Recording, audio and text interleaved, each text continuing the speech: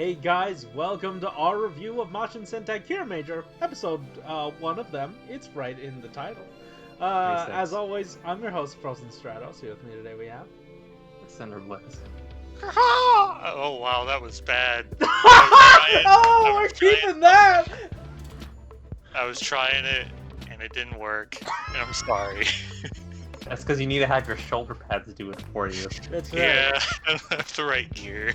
But hey, so we are going to be getting into your guys' thoughts on this episode, but before that, we're just going to dive into our thoughts, and I thought this was pretty good. Like, there was another, I had another one of those moments where, like, oh no, Sentai's doing, like, a really tropey, was it conflict of the week? I really hope they stick the landing, and they kind of did. Like, most times, Toku doesn't really stick the landing on a good conclusion to a moral dilemma of the week, and they just patch it up with a fight at the end. But here it was like, I have an idea. We are going to use this, like, superpowered thing, but only for a little bit. Like, we have a time limit on this. So I appreciated that they actually, found a good solution. Or at least Red found a good solution. Yeah, I mean, like... Go ahead. Yeah, for me, like, it felt a little bit weird, because, like, the way they kind of, like, got there, I think when Red went to go listen to the story from the old guy at the shrine, he was saying how the king of... I forgot his name. Odin, yeah. He was doing an archery contest, and he broke the bow. So his solution was to just do it anyways. Like, I thought, like... Because, like, his conclusion at the end of it was, like, don't transcend your limits. And I'm just like, wait a minute. That is the most anti-Sentai thing I've ever heard. Like, what is going on? I in the scene, in the moment, I took away from it, like, okay, instead of, like, pushing yourself so far to the point where you break, like, focus it, because he did the little twist with the bow, and it succeeded regardless. So I was like, okay, maybe that's the point that he's going for, is, like, Curve the bullet. Curve the bullet. we gotta wanted this. But then, like, I think Juru's takeaway from it was just, hey, bows are cool. Because there really there wasn't a ton connecting the story, because his solution was, okay, we'll give ourselves a time limit. Which, hey, I mean, I'll give him this. It wasn't the solution I was expecting. I was expecting the solution was just going to be, well, there's 5 of us, so if we share the power, that's usually a very Sentai thing. So that's where I was expecting it to go. The time limit's unique. I don't think we've had a time limit power up before, or if we have, it's never been like a shared thing. I don't know. So I did like the solution they came to, but you guys kind of ragged on the way they got there. It was a little shaky on how it started as well, because they were like, they set up at the beginning, oh shoot, yeah, these mud dudes got a major power up, but at the cost of their, I don't know, like, molecular stability or whatever. And that made sense for them. And it made sense when the Monstone had that effect happen to him too. But it didn't make sense when Juru was like, oh shoot, I don't want to use this massive power because we'll end up like the Muddites. He had no idea that the Granter Stone would work that way. Like, he I had no mean, idea that the Grantor Stone would take that sort of toll. like we did see it directly with the monster, because like We they're did. kind of Judo Yeah, did. and Silver conveyed that to him. After. Yeah, but I don't think he mentioned you. Well, maybe he did. I don't know. I don't remember the complete order of yeah. events in that very specific scene. But Oh, well, I I just, get where you're coming from. But you know, I just thought it Yeah, was no, strange, because, like, I think Silver did say that like the only reason he beat him was because the Grantor Stone overloaded the Monstone and just gave an opening for him to beat him. that was Like, after Judo already said, hey, no, we shouldn't do that because we'll end up like the Muddites. Because that was the catalyst for Red to say no.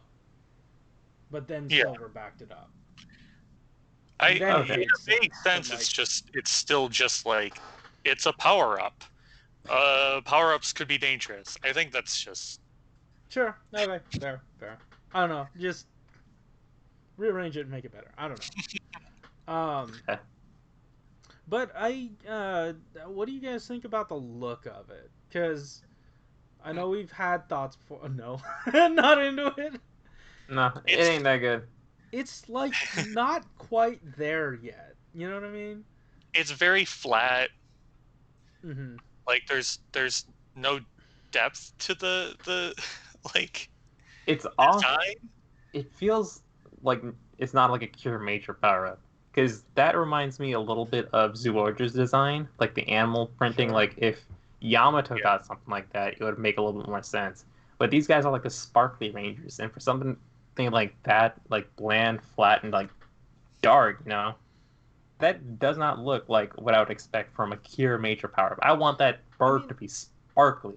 it it reminds me of um, those like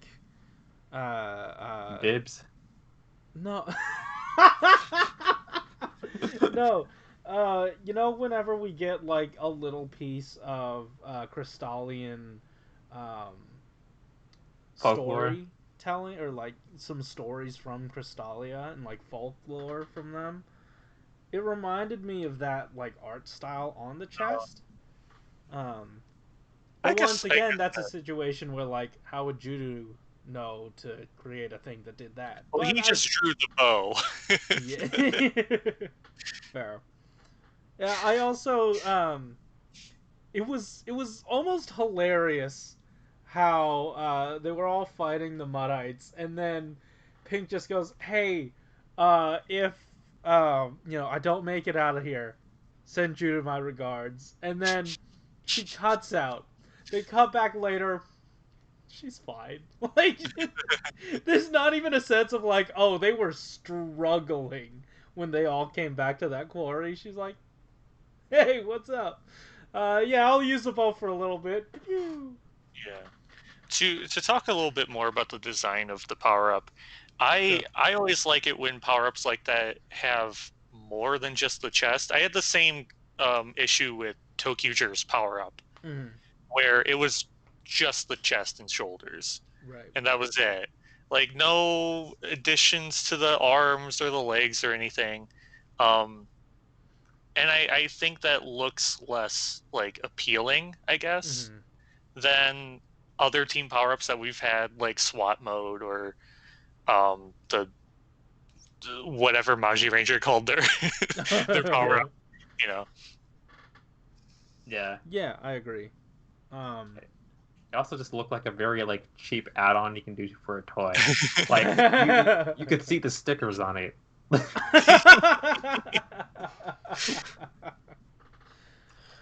Yeah. um. Yeah, I don't know.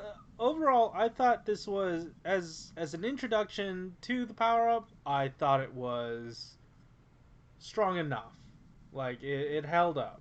And I can't wait because like now we're setting up. Okay, they've got this power up, but the bad guys also have this new villain as a part of their team. Like, for the foreseeable future, she will be a part of the team, and I'm interested to see if she like if she amps it up for them, or if the original two dumb her down. Let's see where they take that. Um, yeah, it's fun. It's getting fun. I really hope they keep this upward momentum going. Yeah.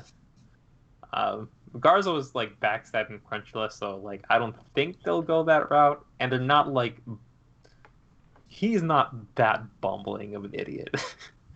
Did you see him on that guitar? Uh, Fair point. did you guys have anything else before we move into comments? No, I mean there was plenty of funny moments. It's so hard to like pick out every single moment from a very comedic series because it's like, hey guys, this joke was funny. I love that the new villainess. I've forgotten her name. Yodona. What? Oh yeah, Yodana. Oh yeah. Okay. I love that she was ordering around the bowling ball bomb mask guy and just like completely struck down his idea to use his bowling.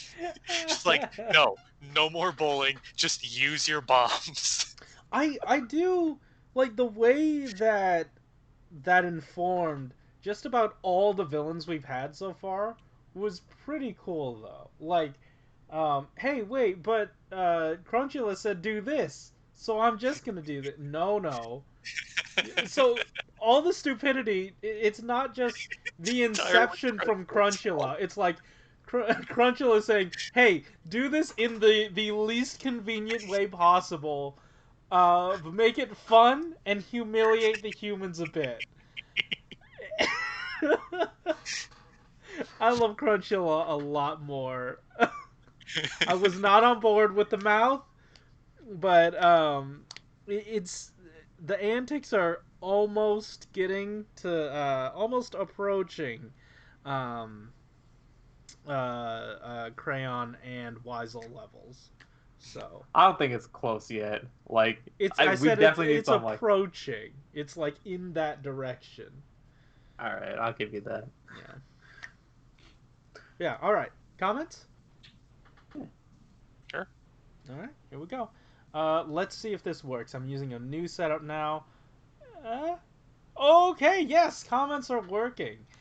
This first one comes from Dustin Smith, who says, and that's a keeper. Definitely a lot more plot-heavy episode, but I do think it's necessary to the quality of the show.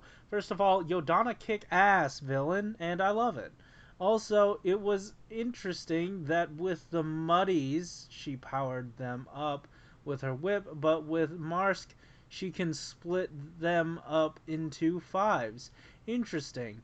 Also, I know this was a stupid thing to think they do in the last episode, but for some reason when Yodana electrocuted Crunchyroll and dropped to the ground, I thought he died. Okay. Weird it sounds, doesn't it? Wait, weird it sounds, doesn't it? Yeah. But I should have know the common rule in Sentai and Power Rangers. No kablooey, no death. Also, bomb do it. But hey, I'll take what I can get. The power-up looked really cool, although I'm a little skeptical about the time limit thing. Well, yes, I'd say it was handled it quite well here, but we'll see what the rest of the series can do with it. I will say it's quite a cool mechanic that the shield armor rotates depending on who unleashes it, because next week we see Senna wearing the main one with the crystal middle of the armor, the same one that Juru was wearing. Speaking of Senna, next episode is a Senna-focused episode, and I'm looking forward to how things play out in that episode, along with, of course, more Yodana in action. I didn't know. I did not look closely enough at the chest design when she used the power-up to know if... But that's cool. I like that. Dustin Smith goes on to say, interesting thing to note, next week's episode apparently has a reference to Geki Ranger with some type of training equipment. Oh, so just the logo. Are those two? We kind of theorized that in the watch along. Yeah, but the characters, are they, or at least the actresses, were they? It could be. I haven't looked it up. I'm not going to. I was really hoping the comments would pull through this week, but let me see before we move on if there are any other comments that I did not put into this slideshow. Nope. Okay, I think we're in the clear. So that is it for the comments this week. Thank you so much, Dustin Smith, for leaving that. Yeah. Anyways, are you guys done? Are we moving on to different? Yeah. Cool. Guys, thanks so much for watching. If you like this episode, hit that like button and subscribe if you want to hear more from us each week. Tell us in the comments down below who those two ladies are in the next episode. I'm sure we'll find out later, but I am curious. And then also, don't make Corey do your googling. Or wait, don't do. Just don't do it. I can't. Also, there are links in the description down below to how you can help support the Black Lives Matter movement by donating money, signing petitions, whatever you do, as long as you do it. It absolutely helps. And what you also can do is when we go to the end card of this video, there is a playlist that you can click, and all the videos in that playlist donate their ad revenue to the Black Lives Matter movement. So it's a win-win situation. Yeah. Anyways, guys, thanks for watching. Keep it. Yep. See ya. Bye. That went well. Yeah. That comment, no joke, exhausted me. You didn't even read it! Yeah, but just listening to it, it's like... Was there any punctuation?